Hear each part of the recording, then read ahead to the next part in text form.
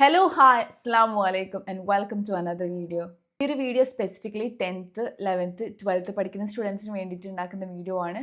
It's more like A story telling type ആയിരിക്കും. അപ്പം പുതിയൊരു സീരീസ് നമ്മൾ സ്റ്റാർട്ട് ചെയ്യുകയാണ്. ഓരോ ആൾട്ടർനേറ്റ് ഡേയ്സും നമ്മൾ നീറ്റ് എക്സാമിനെ അല്ലെങ്കിൽ ഒരു കോമ്പറ്റേറ്റീവ് എക്സാം ജെയ് ആവട്ടെ, നീറ്റ് ആവട്ടെ, ഇനി ഐക്കർ ആവട്ടെ, ഇങ്ങനത്തെ ഓരോ എക്സാംസിന് നമ്മൾ എങ്ങനെ ഫേസ് ചെയ്യണം എന്നുള്ളൊരു രീതിയിലായിരിക്കും ഈ വീഡിയോൻ്റെ ഒരു മുന്നോട്ട് പോവുക. അപ്പോൾ ഓരോ വീഡിയോസിലും നമ്മൾ ഓരോ ടോപ്പിക്കിനെ കുറിച്ച് സംസാരിക്കുന്നതായിരിക്കും. അപ്പോൾ നിങ്ങളൊരു 10th ക്ലാസ് പഠിക്കുന്ന കുട്ടിയാണ്, അല്ലെങ്കിൽ +1 +2 പഠിക്കുന്ന സ്റ്റുഡൻസ് ആണെങ്കിൽ നിങ്ങൾക്ക് ഹെൽപ്ഫുൾ ആവുമെന്ന് വിചാരിക്കുന്നു.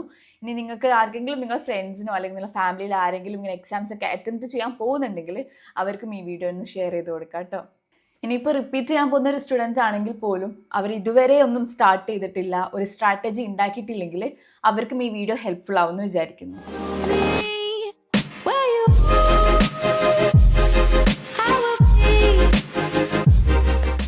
ടോപ്പിക് നമ്മൾ ഇന്ന് സംസാരിക്കാൻ പോകുന്നത് എന്ന് വെച്ചാൽ how to gain confidence for a competitive exam. ഒരു എക്സാമിന് നമ്മൾ ഫേസ് ചെയ്യാൻ പോകുന്ന സമയത്ത് എങ്ങനെ നമുക്ക് കോൺഫിഡൻ്റ് ആയിട്ടിരിക്കാം, എങ്ങനെ നമ്മൾ ഫുൾ ഷുവർ ഷോട്ടിൽ പോയിട്ട് ആ എക്സാം എഴുതാം എന്നുള്ള രീതിയിലായിരിക്കും ഇന്ന് നമ്മൾ സംസാരിക്കാൻ പോകുന്നത്. നിങ്ങൾ ആദ്യം ആലോചിക്കേണ്ട ഒരു കാര്യം, ഏതൊരു കോമ്പറ്റേറ്റീവ് എക്സാമും ഒരു സ്ക്രീനിങ് ടെസ്റ്റാണ് അല്ലേ. നമുക്ക് ആ ഒരു കോഴ്സ് എടുത്ത് പഠിക്കാനുള്ള കഴിവുണ്ടോ, ടാലൻ്റ് ഉണ്ടോ എന്ന് നോക്കുന്ന ഒരു ടെസ്റ്റാണ് ഒരു നീറ്റ് എക്സാം ആവട്ടെ, ജെയ് എക്സാം ആവട്ടെ, അല്ലെങ്കിൽ CUET എക്സാംസ് ആവട്ടെ.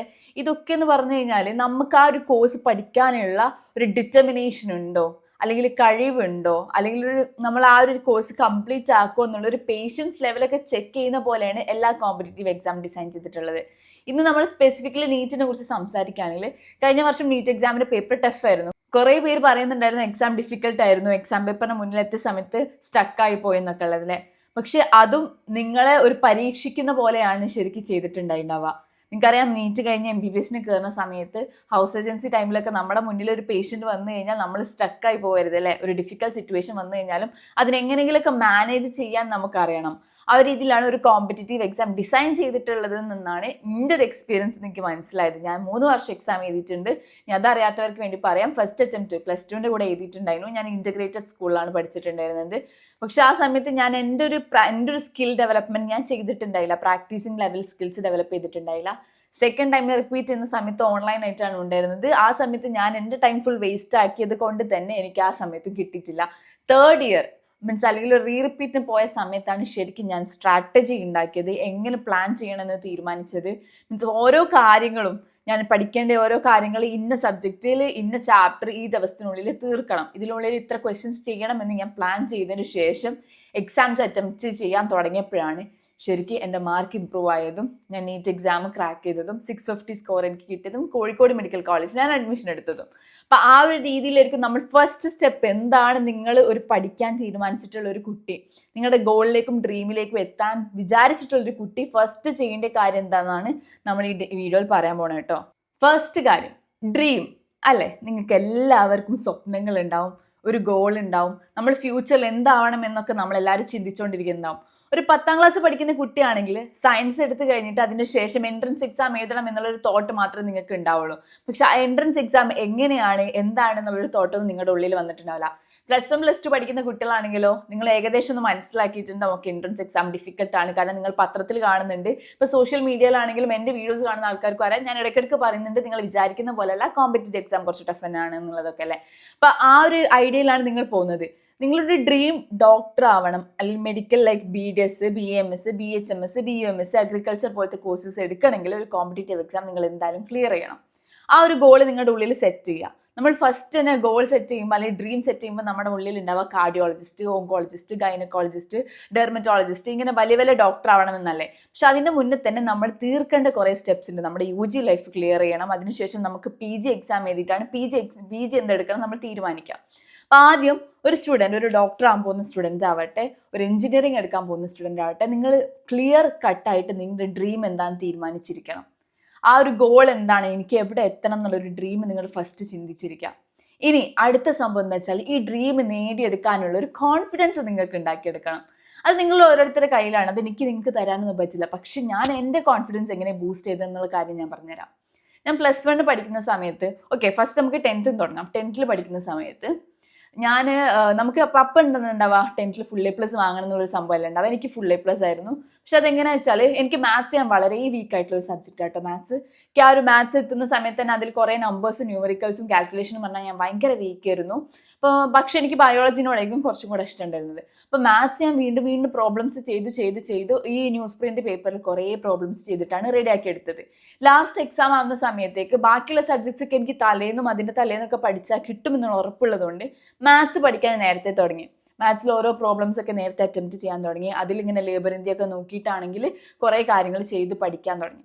അങ്ങനെ ലാസ്റ്റ് എക്സാം ആവുന്ന സമയത്തേക്ക് മാത്സിലും കൂടെ ഒരു A+ കിട്ടി, full A+ ആയി. അല്ലാതെ എനിക്ക് ഗ്രേസ് മാർക്ക് ഒന്നും ഉണ്ടായിട്ടുണ്ടായില്ല. full A+ ആണ് എനിക്ക് 10th സ്റ്റാൻഡേർഡിൽ കിട്ടിയിട്ടുണ്ടായിരുന്നു. പക്ഷെ ആ ഒരു സമയത്ത് ഞാൻ എൻ്റെ ഒരു ഗോൾ സെറ്റ് ചെയ്ത് വെച്ചിട്ടുണ്ടായിരുന്നു, 10th full A+ വാങ്ങണം എന്നുള്ളത്. ഓക്കെ, എത്ര ഉഴപ്പിക്കഴിഞ്ഞാലും എത്ര എക്സ്ട്രാ കരിക്കുലർ പരിപാടിക്ക് പോയിട്ടുണ്ടെങ്കിലും ആർട്സിന് പോയിട്ടുണ്ടെങ്കിലും 10th full A+ വേണം എന്നുള്ളത് ഞാൻ എഴുതി വെച്ചിട്ടുണ്ടായിരുന്നു. എനിക്കൊരു ബോർഡ് പോലെ സാധനം ഉണ്ടെങ്കിൽ ബോർഡ് എന്നല്ല, ഞാൻ അലമാര തുറക്കുന്ന സമയത്ത് അതിൻ്റെ ഉള്ളിലൊരു പേപ്പറിൽ ഇങ്ങനെ എനിക്ക് full A+, 10th full A+ എഴുതി വെച്ചിട്ടുണ്ടായിരുന്നു. നെക്സ്റ്റ് എൻ്റെ ഗോൾ എന്താണെന്ന് വെച്ചാൽ +2 95% വാങ്ങിക്കണം എന്നുള്ളതായിരുന്നു. +2 95% വാങ്ങിക്കണം. അത് കഴിഞ്ഞിട്ട് എയിംസിൽ അഡ്മിഷൻ എടുക്കണം എന്നായിരുന്നു ഞാൻ അവിടെ എഴുതി വെച്ചിട്ടുണ്ടായിരുന്നത്. പക്ഷെ ആ ഒരു സമയത്ത് എന്ന് വെച്ചാൽ എയിംസ് എക്സാമും നീറ്റ് എക്സാമും ഒക്കെ വേറെ വേറെ ആയിരുന്നു. അപ്പോൾ ഒരു എയിംസിൽ അഡ്മിഷൻ എടുക്കണം, അവിടെ പോയി പഠിക്കണം, ഒരു സെൻട്രൽ ഗവൺമെൻറ് യൂണിവേഴ്സിറ്റിയിൽ പഠിക്കണം എന്നുള്ള രീതിയിലായിരുന്നു ഞാൻ അന്ന് പ്ലാൻ ചെയ്തിട്ടുണ്ടായിരുന്നത്. അപ്പോൾ എയിംസിൽ പഠിക്കണം എന്ന് ഞാൻ എഴുതി വെച്ചിട്ടുണ്ടായിരുന്നു. അതിനുശേഷം വേറെ കുറേ ഡ്രീംസ് ഒക്കെ എഴുതി വെച്ചിട്ടുണ്ട്.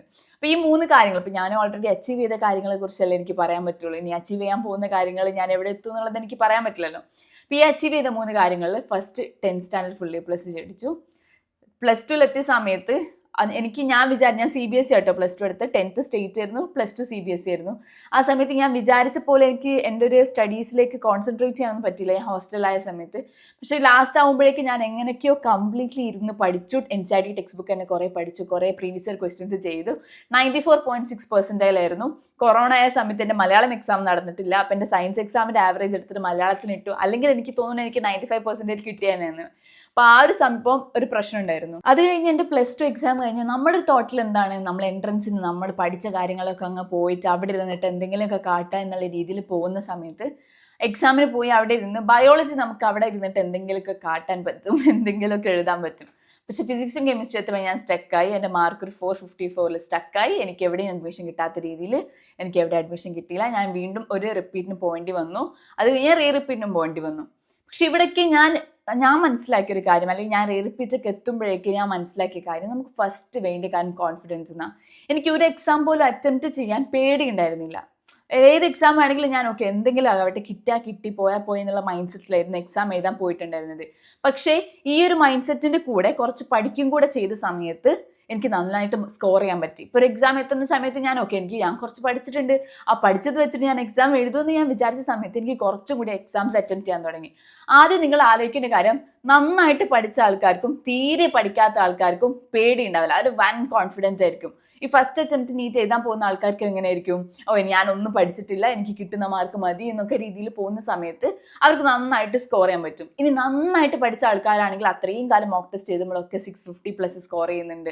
അവരും ഭയങ്കര കോൺഫിഡൻ്റ് ആയിട്ടായിരിക്കും എക്സാം എഴുതാൻ പോവുക.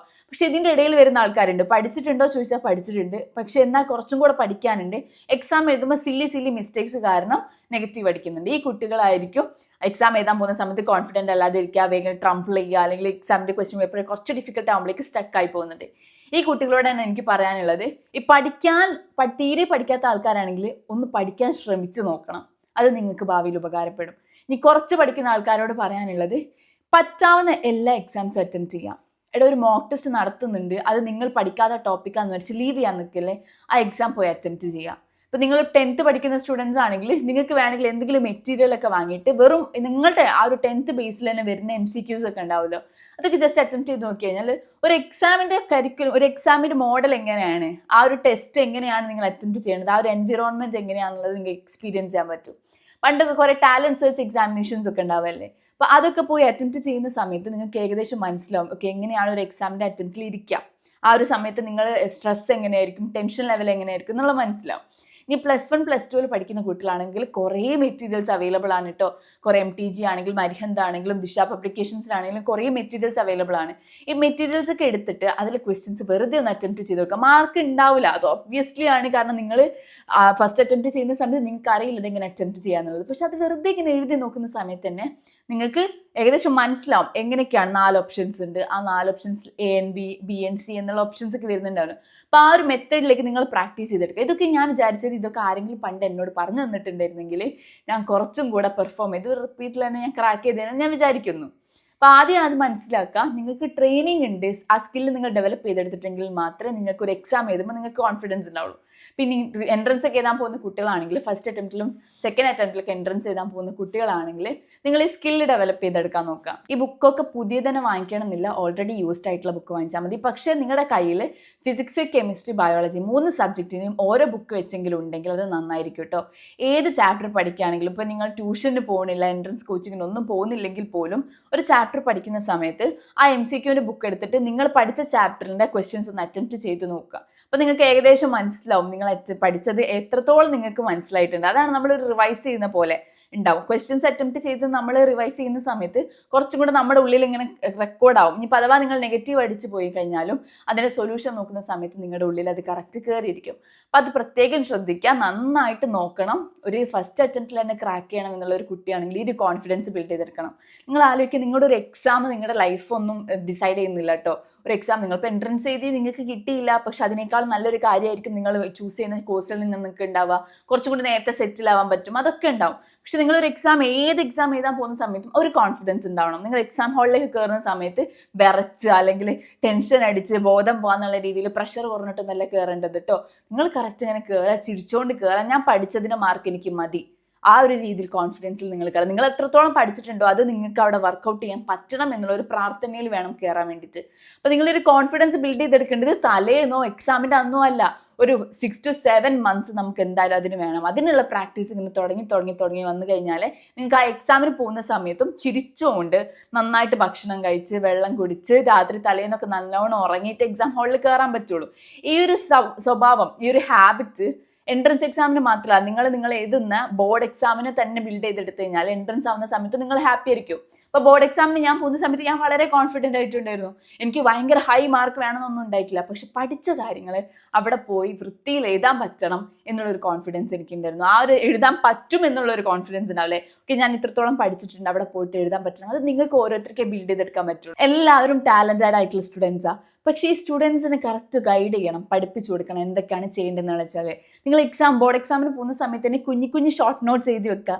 കൊണ്ടുപോയിട്ടുള്ള ചിറ്റ് വെക്കാനല്ല ഞാൻ പറയുന്നത്, ഷോർട്ട് നോട്ട്സ് എഴുതി വെക്കുക. എക്സാം ഹാളിൽ കയറുന്നതിന് 1 മണിക്കൂർ മുന്നേ എങ്കിലും അതൊന്ന് ജസ്റ്റ് എടുത്ത് വായിച്ച് നോക്കുക. അപ്പോൾ നിങ്ങൾക്ക് കറക്റ്റ് റിവൈസ് ചെയ്യാൻ പറ്റും. ഓക്കെ ഇന്ന കാര്യങ്ങൾ ഈ ഒരു സംഭവത്തിനാണ്, ഇതിൻ്റെ ഡെഫിനേഷൻ ഇങ്ങനെയാണ്, ഇതിൻ്റെ ഇക്വേഷൻ ഇങ്ങനെ വരുന്നുള്ള കറക്റ്റ് മനസ്സിലാവും. അപ്പോൾ ഇപ്പോൾ +1 +2 പഠിക്കുന്ന കുട്ടികൾ നിങ്ങൾ ഇപ്പോഴേ ട്രെയിൻ ചെയ്ത് തുടങ്ങാം കേട്ടോ. അപ്പോൾ ലാസ്റ്റ് ആവുന്ന സമയത്ത് നിങ്ങൾക്ക് വളരെ ഹെൽപ്ഫുൾ ആയിരിക്കും. എൻട്രൻസ് എക്സാമിന് പോകുന്ന സമയത്ത് നിങ്ങൾ വളരെ ഹാപ്പി ആയിരിക്കും. ഓക്കെ എനിക്ക് ഇത്രത്തോളം അറിയാം, ഞാൻ ഇത്ര അടിപൊളിയാക്കിയിട്ട് എക്സാം എഴുതും എന്നുള്ളതിൻ്റെ. രാവിലെ ഇരുന്ന് ടെൻഷൻ അടിച്ച് പഠിക്കേണ്ട ഒരു ആവശ്യമില്ല. നന്നായിട്ട് ഉറങ്ങാം, നന്നായിട്ട് വെള്ളം കുടിക്കാം, നന്നായിട്ട് ഭക്ഷണം കഴിക്കാം. ഇനി എക്സാം എഴുതാൻ പോകുന്ന കുട്ടികളുണ്ടല്ലോ, സ്റ്റുഡൻസ് ഉണ്ടല്ലോ, നല്ല കോൺഫിഡൻ്റ് ആയിട്ടിരിക്കണം. നിങ്ങൾ പഠിച്ച കാര്യം നിങ്ങൾക്ക് ഓർമ്മയുണ്ടെന്ന് ഉറപ്പ് വരുത്തിയിട്ട് എക്സാം എഴുതാൻ പോവുക. ആ ഒരു എക്സാം ഹാളിൽ കയറുന്ന സമയത്ത് ഹാപ്പി ആയിട്ട് കയറുക. എക്സാമിന് ഇനി എന്തെങ്കിലും പറ്റിക്കഴിഞ്ഞാൽ പോലും എക്സാം പേപ്പറിന് മുന്നിൽ സ്റ്റക്ക് ആവാതിരിക്കുക. പുറത്തേക്ക് ഇറങ്ങുന്ന സമയത്ത് ഒരു സാറ്റിസ്ഫാക്ഷൻ ഉണ്ടാവണം, ഞാൻ പഠിച്ച കാര്യങ്ങൾ ഞാൻ എഴുതിയിട്ടുണ്ട്, ഇനി എന്തെങ്കിലും മറന്നു പോയിട്ടുണ്ടെങ്കിൽ പോലും അത് നല്ലതിനാന്ന് വിചാരിച്ചിട്ട് പുറത്തേക്ക് ഇറങ്ങുക. നമുക്ക് ഉണ്ടാക്കിയെടുക്കേണ്ട ഒരു കൾച്ചർ അതാണ്. ആ ഒരു ഹാബിറ്റ് നമ്മൾ എത്ര മുന്നേ ഉണ്ടാക്കുന്നോ അത്രയും നമുക്ക് നല്ലതായിരിക്കും. ആ ഒരു കോൺഫിഡൻസ് വെച്ചിട്ടാണ് ഞാൻ ഇപ്പോഴും എക്സാം എഴുതാൻ പോകുന്നത്. ചില എക്സാം ഒന്നും ഞാൻ വിചാരിച്ച പോലെ എനിക്ക് പെർഫോം ചെയ്യാൻ പറ്റാറില്ല. പക്ഷെ എക്സാം എഴുതാം എന്നുള്ള കയറുന്ന സമയത്ത് ഞാൻ ഭയങ്കര കോൺഫിഡൻറ്റ്. ഓക്കെ ഞാൻ പഠിച്ചിട്ടുണ്ട്, ആ കാര്യങ്ങൾ ഞാൻ അവിടെ പോയി എഴുതും. അല്ലെങ്കിൽ ഞാൻ പഠിച്ചിട്ടില്ല, ആ കാര്യങ്ങൾ അങ്ങനെ തന്നെ ഞാൻ വിടും എന്നുള്ളൊരു കോൺഫിഡൻസിൽ ഞാൻ കയറാറുണ്ട്. അതെനിക്ക് ഇന്നും ഇന്നലെ ഉണ്ടാക്കിയെടുത്ത കോൺഫിഡൻസ് ഒന്നുമല്ല, കുറേ വർഷങ്ങളായിട്ട് ഞാൻ ചെയ്തുകൊണ്ടിരിക്കുന്ന കാര്യമാണ്. അതുകൊണ്ട് ഏതൊരു എക്സാം എഴുതുന്ന സമയത്ത് ഞാൻ രാവിലെ എണീക്കുന്ന സമയത്ത് എക്സാമിന് പോകുന്ന സമയത്ത് ഭയങ്കര ടെൻഷനായിട്ട് ബുക്കൊക്കെ മുറിച്ച് ഭയങ്കര സീനാക്കി പോകാറില്ല. അപ്പോൾ ആ ഒരു ഹാബിറ്റ് നിങ്ങൾ ഉണ്ടാക്കിയെടുക്കാൻ വേണ്ടി നോക്കുക. നമുക്ക് വേണ്ടത് എന്താണ്, ടെൻഷൻ ഫ്രീ ആയിട്ടൊരു എക്സാം എഴുതാൻ പോവുക. എക്സാം കാരണം നമ്മുടെ ഹെൽത്തിനോ മെൻ്റൽ ഹെൽത്തിനോ ആണെങ്കിലും ഫിസിക്കൽ ഹെൽത്തിനാണെങ്കിലും ഒരു പ്രശ്നം ഉണ്ടാവരുത്. ഈ 10ാം ക്ലാസ്സിലെ കുട്ടികളൊക്കെ പ്രത്യേക റിക്വസ്റ്റ് ചെയ്തിട്ടുണ്ടായിരുന്നു ഇങ്ങനത്തെ ഒരു വീഡിയോ ചെയ്യണം എന്നുള്ളത്. അതുകൊണ്ട് ചെയ്ത വീഡിയോ ആണ്. അപ്പോൾ നിങ്ങളുടെ ഫ്രണ്ട്സിനൊക്കെ അയച്ചു കൊടുക്കുക. നമ്മൾ ഈ വരുന്ന സീരീസിലെ നെക്സ്റ്റ് ടോപ്പിക്കായിട്ട് ബാക്കിയുള്ള കാര്യങ്ങളൊക്കെ സംസാരിക്കുന്നതായിരിക്കും. അപ്പോൾ എല്ലാവരും നന്നായിട്ട് ഫുഡ് കഴിക്കുക, വെള്ളം കുടിക്കുക, ഉറങ്ങുക, വർക്കൗട്ട് ചെയ്യുക, എക്സസൈസ് ചെയ്യുക. ഞാനും കുറച്ച് എക്സസൈസ് ചെയ്യണം എന്നൊക്കെ വിചാരിക്കുന്നുണ്ട്. അപ്പോൾ എല്ലാവരും ഹാപ്പി ആയിട്ടിരിക്കാം. ബൈ.